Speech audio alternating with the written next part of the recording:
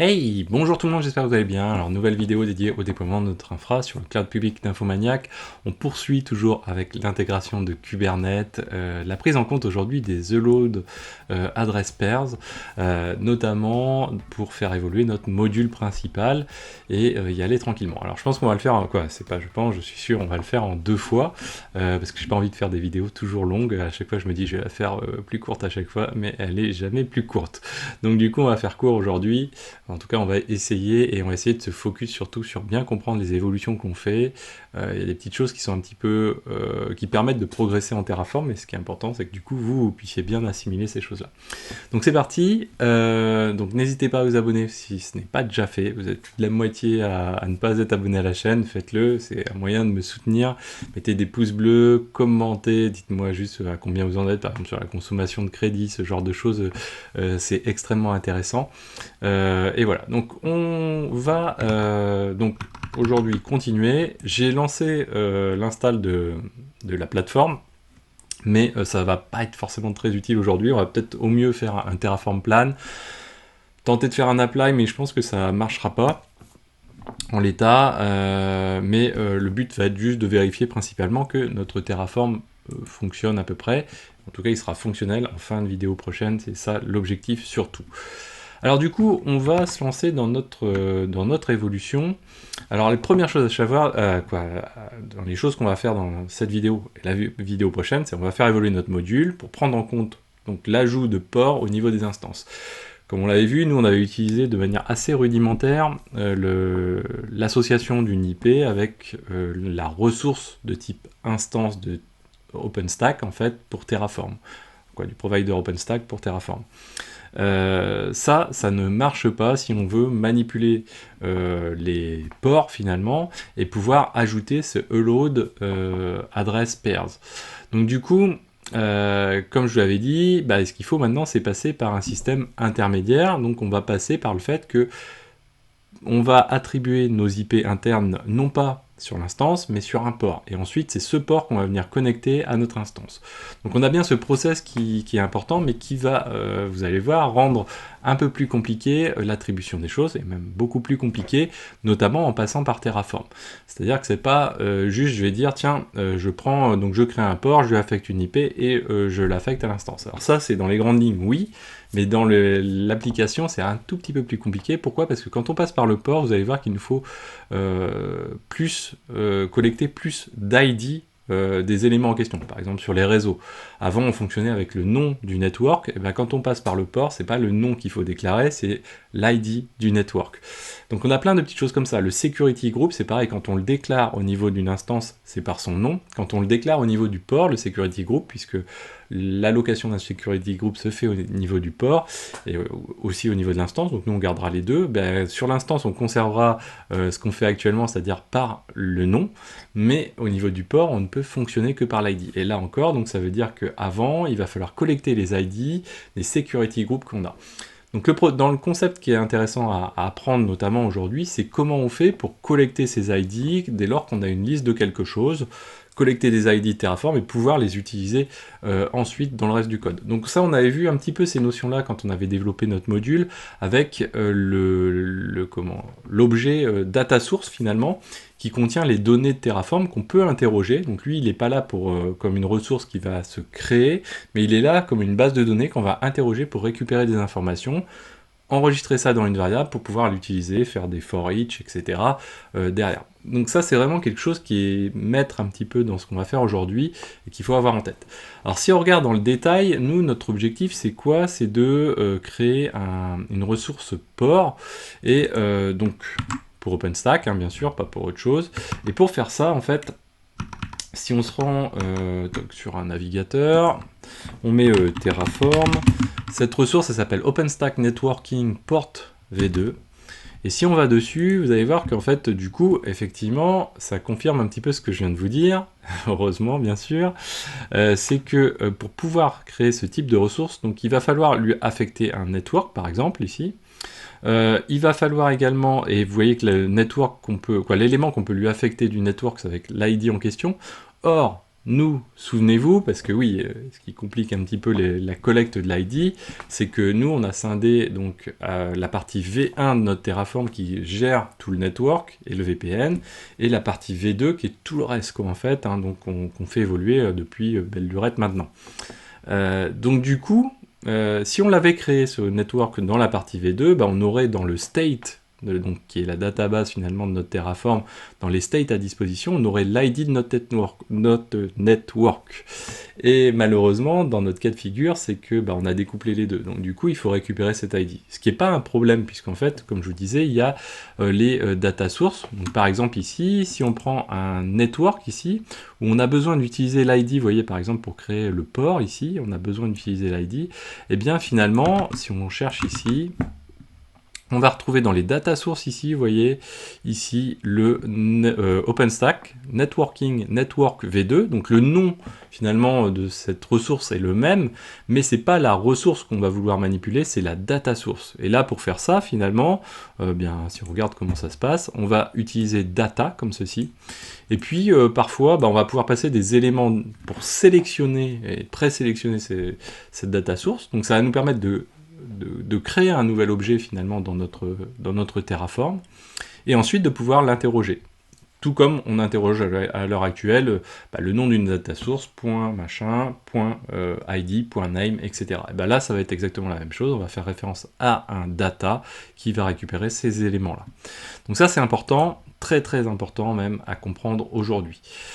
Ensuite, le truc qui est important, c'est que vous voyez qu'un port, ça peut être juste ultra rudimentaire, mais ça peut être quelque chose de beaucoup plus élaboré.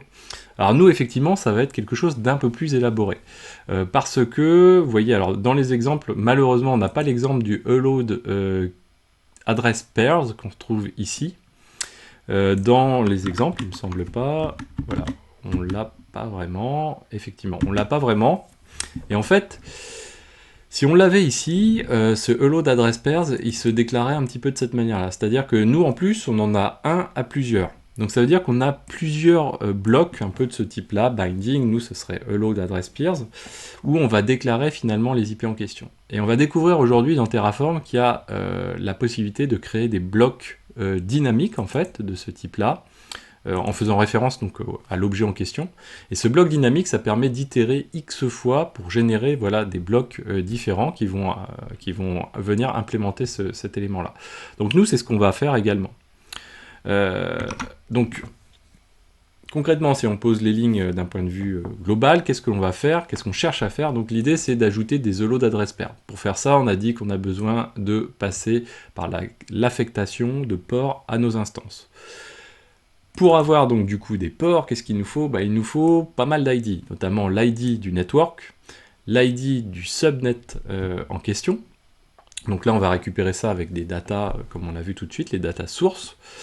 Ensuite, ce qu'on a besoin aussi, c'est de se dire, attention, il ne faut pas qu'on perde à l'esprit que les adresses qui sont affectées à ces ports-là, quand on va mettre des adresses, parfois c'est fixe, parfois c'est random, pour conserver le même comportement qu'on avait sur les instances. Souvenez-vous, on pouvait fixer les IP internes, mais on pouvait aussi les laisser relativement libres.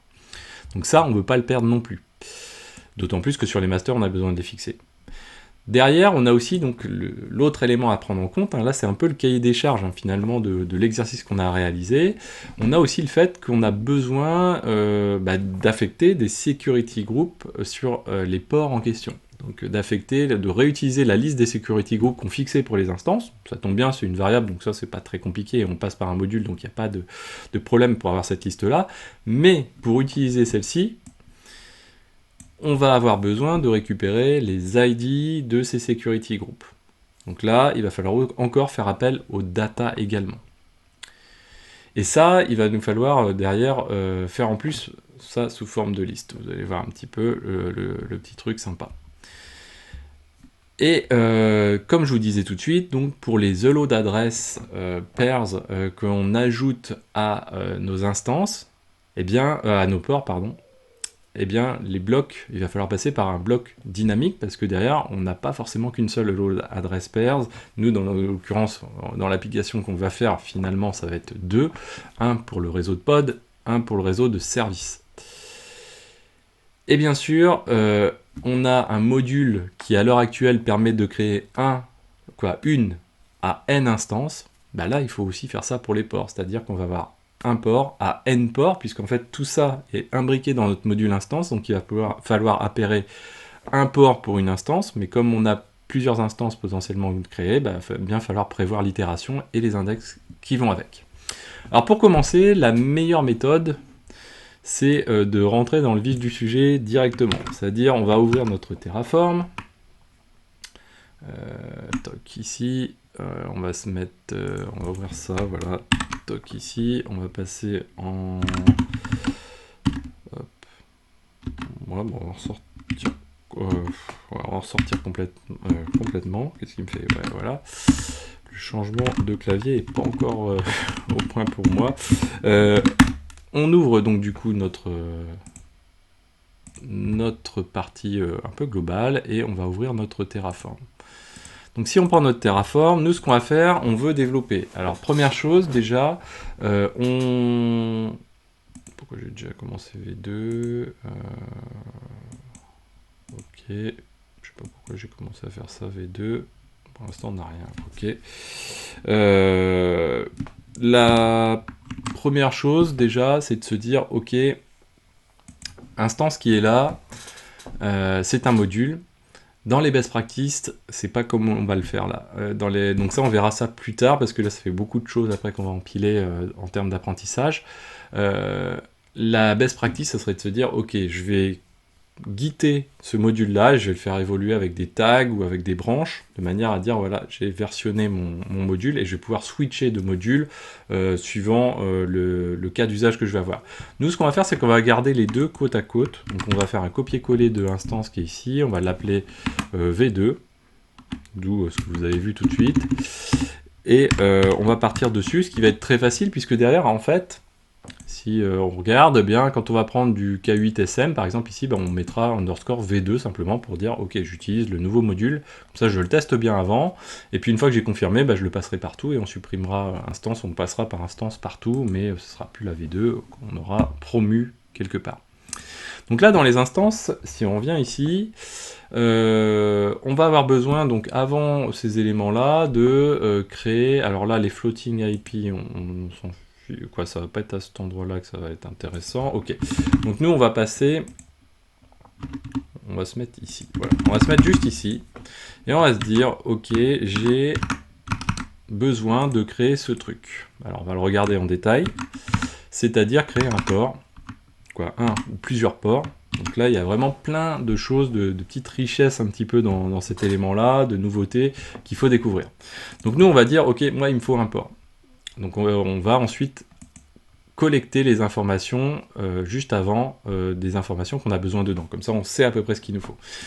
Ce port, je vais l'appeler, je vais lui donner un petit nom de ressource, internal port. Ça peut aller plutôt pas mal. Derrière, je suis dans mon module instance. Donc souvenez-vous, mon module instance, il permet d'itérer de 1 à n instances, hein, comme on le faisait sur notre bloc d'instance assez classiquement, qui est ici. Voilà, on faisait une boucle hein, en utilisant le count de Terraform, ce qui nous permet derrière de dire, tiens, j'ai 10 instances, bah, je vais faire tout jusqu'à 10, je vais les recréer jusqu'à 10, instancier jusqu'à 10, et c'est parti. Donc ok, ça c'est notre count. Une fois que on a passé à ça, pardon, ce qu'il faut faire, c'est on va donner un nom de port. Ce nom de port, bien sûr, il ne faut pas qu'il soit unique, parce qu'à chaque itération, il va falloir créer un nouveau port en question, puis il faut qu'on puisse l'identifier un petit peu, parce qu'en plus, dans l'interface graphique, ce qui est cool, c'est qu'on va avoir après les noms qui vont s'afficher. Donc, autant avoir quelque chose d'assez sympa. Donc pour ça, on va le préfixer de internal, parce que ça ne change pas, c'est le port interne, ok, tiré. On va mettre, comme on est dans notre boucle d'instance, on va mettre le nom de l'instance en question, K8SM, K8SW, etc.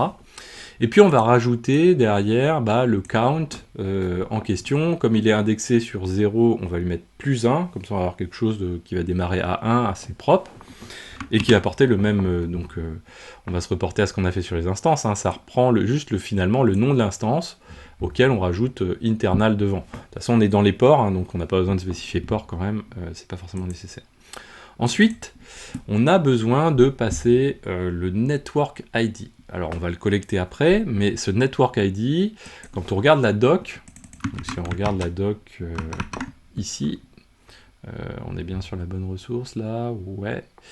Si on regarde la doc, le network ID ici required the ID of the network to attach the port to changing this create a new port. Donc en fait, ici, on a bien compris, on parle d'un ID. Ah ouais, et ça jusqu'ici, c'est pas trop ce qu'on manipulait quoi finalement.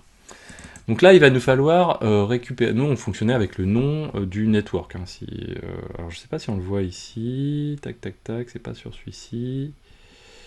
Bah si, voilà. Ici, on avait ce cas de figure-là. Par exemple, on utilisait le nom du network. Et un peu partout, on utilisait le nom du network. Donc ça, c'est pas trop notre cas de figure, malheureusement. Et donc, il va nous falloir passer par l'ID du network. Sauf que le network, c'est le truc qu'on a créé, souvenez-vous, du coup, dans le Terraform Network qui est juste à côté, mais qui est utilisé dans l'autre state, puisqu'on est dans 0.1 VPN. Donc du coup, il faut qu'on aille requêter notre Terraform pour récupérer cette information-là. Donc on va passer, on va le faire juste après, par le data OpenStack Network, Networking Network V2. On va récupérer le network qui porte le nom network et son ID. Alors on peut le faire déjà, comme ça, on va le faire au fur et à mesure. Donc là, si on prend le network, bah voilà, on va récupérer ceci, c'est ultra simple pour le coup, on va le mettre juste avant parce qu'on le collecte, on va se baser sur l'instance network internal, hein, donc on doit l'avoir ailleurs, voilà, c'est celui qu'on utilisait avant pour nos instances. Là, nous, on va l'utiliser avant ici, et puis bah, là, cette partie network de nos instances, bien sûr, va évoluer, hein, c'est pas, on va plus fonctionner de la même manière plus tard. Donc une fois qu'on a fait ça, finalement, c'est comme si on a fait une requête et on avait dit, écoute, donne-moi les informations de OpenStack, du network qui s'appelle Bidule, et tu me le mets, tu m'interroges ça dans OpenStack Networking Network V2, et tu me récupères, et tu mets ça dans cette ressource de data qui s'appelle Network. Donc du coup, pour interroger ce truc-là, et récupérer l'ID qui est la clé, une des clés qui est dedans, on va faire data, OpenStack Networking Network V2, Network, et on récupère l'élément ID une fois que le filtre a été fait. Ok. Ensuite, ce qu'on fait, c'est que, alors par défaut il est activé, hein, il me semble de mémoire, on va quand même s'assurer qu'on active le port security enabled à true. Alors si on le désactive, qu'est-ce qui se passe? Ça veut dire qu'on n'a aucune règle firewall qui s'applique, ça veut dire que c'est open bar. Donc là vraiment, c'est pour ça que je le rajoute en dur, c'est pour être sûr que ce n'est pas désactivé. Si on le désactivait, on aurait beaucoup moins de problèmes sur plein de choses, mais par contre, tout le monde aurait moins de problèmes avec, y compris les vilains petits méchants. Alors une fois qu'on a fait ça, il va falloir s'intéresser, mais ça on va se le mettre peut-être de côté, on va s'intéresser aux Security Group IDs. Et là, eux, c'est ce que je vous disais tout à l'heure, on va se référer au... bon, tiens, on va le faire tout de suite. On va se référer non pas au nom des Security Group, mais bien aux ID des Security Group. Donc là encore, hein, on peut, si on est comme Saint Thomas, on ne sait pas trop, on se dit tiens, et vous inquiétez pas que j'ai testé par les noms et tout ça, parce que c'est quand même un petit peu embêtant de manipuler. J'aime pas trop Terraform dans son langage, j'aime pas trop le manipuler. J'arrive à faire ce que je veux à peu près, mais je suis pas fan, je sais pas, c'est assez... j'en fais certainement pas assez hein, pour le coup. A list of security group IDs to apply. Donc en fait, il veut ça sous forme de liste et des ID. Donc il veut pas de nom. Donc du coup, nous, ça nous embête parce que la manière dont on fonctionnait jusqu'ici, c'était une liste. Donc si on regarde, hein, nous, c'était security group, instance security groups, ici, et c'était sous forme de liste. C'est-à-dire que si on prend ici, bah voilà, on déclarait une liste, hein, comme ceci, comme on a fait lors de la vidéo précédente, et on mettait, pas des ID, on mettait des noms. Donc là, maintenant, il nous faut se dire, ok, j'ai les noms, mais du coup, il faut que j'aille récupérer juste chaque ID qui correspond et mettre tout ça dans une petite liste, que je vais appeler, du coup, security, sec group list. Alors, pour faire ça, c'est pas si compliqué que ça, c'est pas aussi compliqué que ça en a l'air, et pour les gens qui connaissent Terraform, c'est même extrêmement facile. Quand on le connaît pas, c'est là où on galère généralement au début. Donc pour faire ça, vous l'avez compris, de toute façon, il n'y a pas 36 choix, il va falloir aller parcourir notre liste de security group. Donc un à un, on prend chaque nom de notre liste, et en nominatif, Et pour chaque nom, on va aller récupérer l'information qui correspond. Donc on va utiliser bien sûr data, OpenStack Networking Seg Group V2, donc on interroge la data source de ce type-là, et on va enregistrer ça dans SG comme Security Group. Et on va dire, bah, ça, dedans, on va aller rechercher les éléments un à un. Alors, on va pas, comme la liste, on ne la connaît pas à l'avance, on ne peut pas fixer ça, donc il faut s'adapter à la variable de type liste qui nous fournit l'information. Et on va la parcourir, du coup, avec un for each. Et on est obligé de passer par la fonction toSet pour convertir juste avant, pour pouvoir utiliser cette liste en for each. Une fois qu'on a un for each, du coup, ça veut dire qu'on a une clé et une valeur. Là, en l'occurrence, on a que des clés. Et on va récupérer le each key, donc de notre boucle for each, et on le passe en nom. Ça veut dire que pour chaque élément en question, donc on va avoir le nom, et on va récupérer la clé qui correspond pour chacun des éléments. OK. Sauf que là, nous, de ce qu'on disait, en fait, on ne peut pas passer les éléments un à un. En fait, il nous dit, moi, je veux la liste entière des ID. Tu me donnes une seule liste, il y a tous les ID dedans. Donc pour ça, on va utiliser la locale. Vous avez vu, hein, on fait appel à la locale. Donc on va utiliser les locals, ici. Et on va créer une nouvelle variable avec une petite manipulation qui fait que on prend notre liste qui est juste au-dessus, ici. Donc SG, hein, finalement, que l'on a. Dans cette liste SG, voilà comment on fait pour dire je prends tous les ID de la liste SG, pour cette liste SG, donc pour chaque élément de la liste SG, ici, donc je les passe un à un. Ça ressemble un petit peu à du Python quand on fait des... Je sais plus, j'ai perdu le terme. J'ai perdu le terme, c'est pas grave. On fait un for in donc cette liste-là, et dedans, dans cette for et dans le SG qu'on a ici, pas de celui-ci, hein, dans celui-ci, on prend l'ID qui est dedans, donc la clé qui est ID, potentiellement il y a d'autres éléments dedans. Et on met tout ça à chaque itération dans une liste qui vient s'auto-alimenter, et... j'ai perdu le nom sur Python, c'est pas grave. Et derrière, du coup, ça vient créer notre liste. Et finalement, c'est cette liste-là qu'on va utiliser ici. Ok, donc là, pas mal finalement. Maintenant, ensuite, on veut pouvoir fixer des IP derrière, potentiellement. Et pour fixer des IP, on va avoir besoin du subnet ID. Vous voyez, donc alors je crois qu'on l'avait déjà, hein, de toute façon, le fixed IP. Où est-ce qu'on est dans les instances? Non, on ne l'avait pas. Non, ouais, c'est quelque chose qu'on change un petit peu. Donc nous, qu'est-ce que l'on a ici? L'idée, c'est de se dire, c'est très simple, c'est qu'on a des ports qu'il va falloir affecter à ce petit monde qui est là, et on passe par fixed IP pour pouvoir le faire. Donc pour ça, on va... hop là. Oui, pardon. Je suis bête, je compare une instance avec un port, rien à voir. Comment on fait pour affecter une IP Comment on fait pour affecter une IP quand c'est nécessaire à notre port?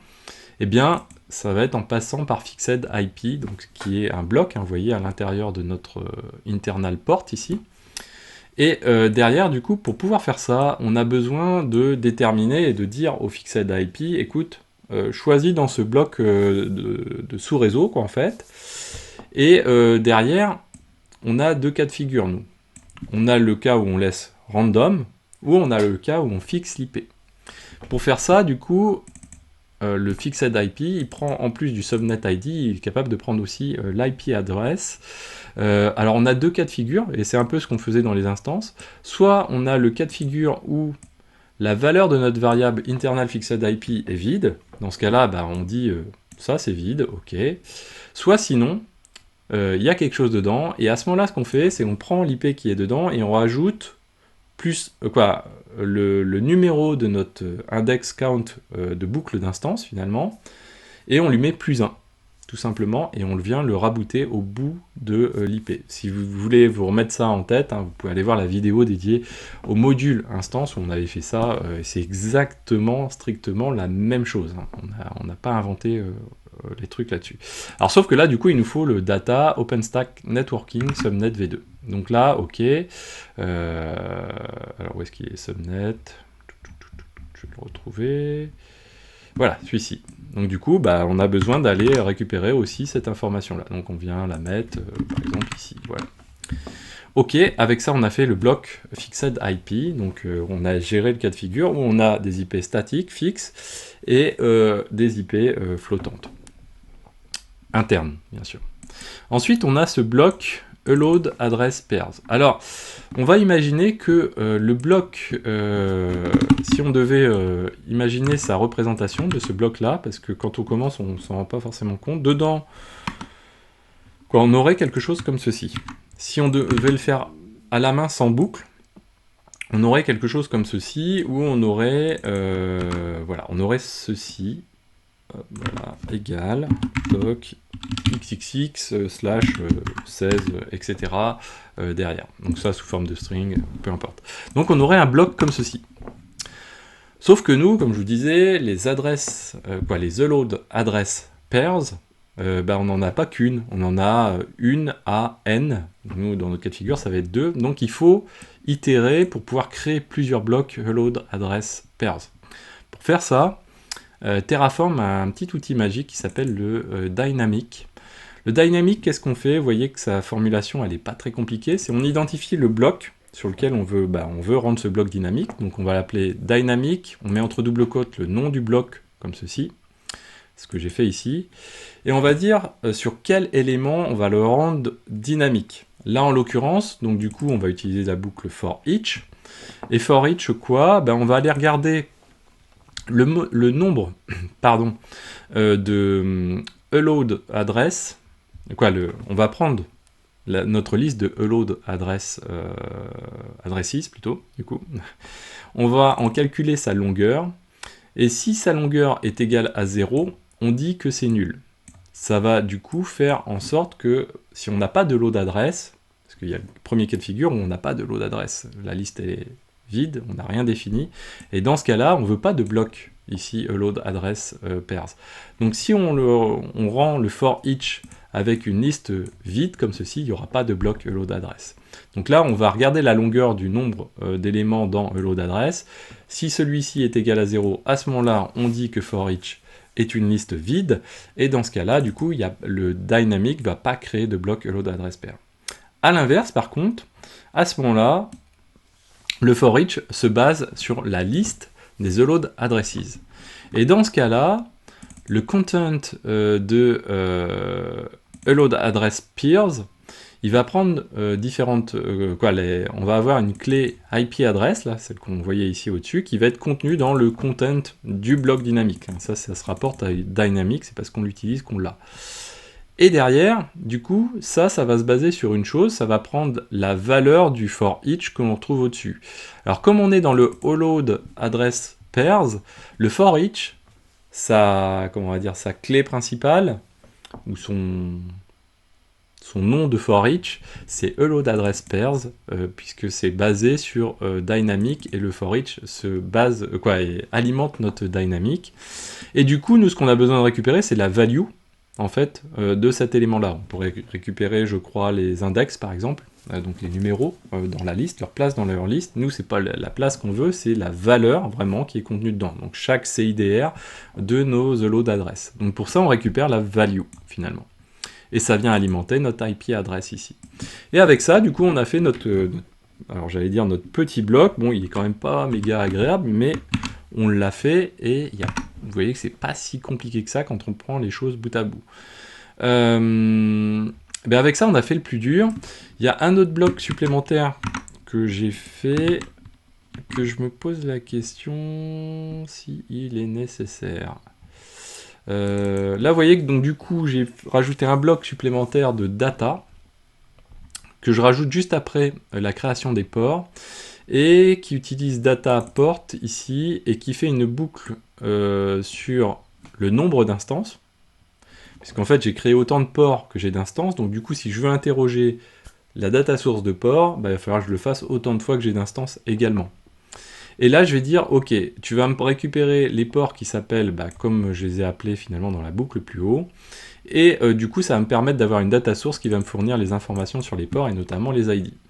Alors, je pense que ce n'est pas nécessaire. On verra peut-être, tiens, on se fera le test la prochaine fois si j'y pense. Parce que finalement, ici, on a la même information. Hein. On a créé la ressource ici, le nom ici. Et donc du coup, quand on a généré le port qui est là, normalement l'ID, on l'a aussi de disponible obligatoirement. Je vois pas forcément l'intérêt de celui-ci. N'hésitez pas à me dire, mais je ne vois pas. Normalement, non. Et alors, c'est bien, on a fait ça. On a fait notre bloc dynamique sur les EO d'adresse. On est dans un module. Il faut aller dire que dans les variables entrantes, potentiellement, on a le load addresses qui existe et que c'est un type list, et qui est vide pour le coup. Parce qu'on l'a vu, si on n'en définit pas, on veut que ce soit une liste de 0. Comme ça, du coup, on n'a pas de bloc dynamique qui se crée, pas de load adresse, et le port n'en comprend pas. Voilà, avec ça, on a fait une partie du travail. Alors si je le lance, je pense qu'on va avoir un problème parce qu'il va créer des ports sur des IP fixes qu'il a déjà attribués aux instances, parce que l'instance à l'heure actuelle ne prend pas encore l'intégration des ports, donc ça va pas être terrible. Je pense que si on fait un plan, on peut au moins vérifier peut-être la syntaxe, mais ça peut nous jeter peut-être des erreurs, on va voir. Peut-être qu'il va nous dire il y a des doublons, mais je ne pense pas. Je pense qu'au moins le plan nous permet de checker. Voilà, le plan nous a permis finalement de checker, et peut-être que dans le plan, on voit aussi qu'il va nous faire des trucs sur les ports pour vérifier un petit peu ce qu'il bricole. Pas forcément, non, on dirait. Ah bah oui, mais je l'utilise pas, je suis bête. Ouais, il faut quand même l'utiliser. Pour l'utiliser, on va se baser sur donc le module instance V2. Ce qu'on peut faire, c'est de dire, tiens, le module instance underscore V2, on va le mettre ici, tac, tac, et on va le lancer. Donc 3 instances. On va voir s'il est en mesure de faire une bricole dessus, au moins pour checker que ça se lance. Ah, voilà, donc il nous dit, oui, Terraform init, ok, Terraform init. Ok, hop, plan, voilà, on va lancer. Peut-être que ça va nous jeter, on va voir. Non, ça a l'air de tourner à peu près. Ok, ça a l'air de tourner. Du coup, là, on voit bien des ports qui se créent. On en a. Donc, on a le port 0. Donc, on a 3 instances. Donc, le port pour K8SM, j'ai 3 instances. Donc, le port 0, 1 et 2. Donc, il y en a bien 3 qui sont créés. Ici, il semble créer bien les éléments. Les security groups, vous voyez, il alimente bien à partir d'ID. Ça a l'air d'être les ID quand même des security groups. Alors je pense que les ID des security groups, on peut aussi les visualiser même ici. Si on prend security group, hop, je vais me reconnecter, hop, hop, hop, voilà. Je pense que normalement, voilà, on les a les ID des security groups. Si on prend le hall internal, par exemple, c'est 9AC5 à la fin, on doit avoir du 9AC5, voilà. Donc ça veut dire ok que ça a l'air de fonctionner. Ici, sur les noms, vous voyez qu'il intègre bien K8SM3, K8SM2, K8SM1, donc ça a l'air de pas trop mal se passer. Il a collecté des data sources, bon ça bien sûr, parce que sinon il n'arriverait pas à faire non plus la création des ports.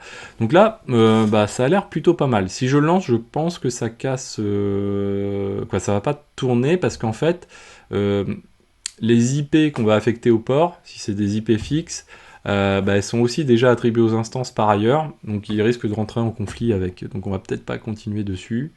Mais ça a l'air de bien se passer. On a le network ID qui est bien complété, le security group, et voilà.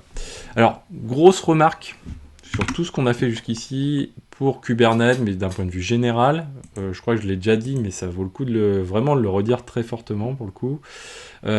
Sur les instances ici, vous voyez, on ne s'est pas posé la question sur les availability zones qu'on retrouve ici. C'est-à-dire que nous, on a laissé faire OpenStack tel qu'il le souhaite. Bon, des fois, il va créer du DC3 à 10, donc sur un DC en particulier. Le mieux serait de se dire dans les instances que l'on a au-dessus, qu'on puisse dire, tiens, sélectionne des commandes. Alors, le mieux serait, le plus simple, qui serait peut-être gérable, ça serait de se dire, on va rajouter une entrée availability zone dans notre Terraform pour le module instance.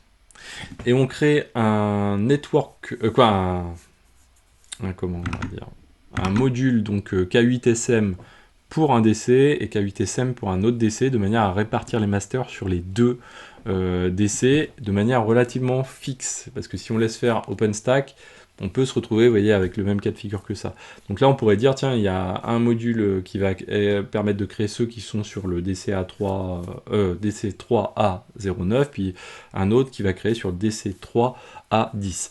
Sinon, on pourrait créer du random, éventuellement, ce genre de choses, de manière à faire en sorte que nos trois masters ne soient pas dans le même DC, parce que sinon, en termes de disponibilité, c'est pas forcément terrible, quoi. L'idéal également, du coup, si on voulait faire de la production, ce serait pas d'en avoir que 3, parce que la répartition sur les DC serait assez moyenne, ça serait d'en avoir au moins 5 pour pouvoir le faire. Après, en avoir plus, c'est quand même très dommage également. Bien voilà pour aujourd'hui, du coup on a fait un chouille plus court quand même. J'espère que cette vidéo vous a plu, n'hésitez pas à la partager, à mettre des pouces bleus, à commenter, à vous abonner, surtout abonnez-vous, parlez-en autour de vous, aidez-moi à faire vivre la chaîne, et je vous dis à très bientôt sur Xavki, merci à tous de votre confiance, ciao.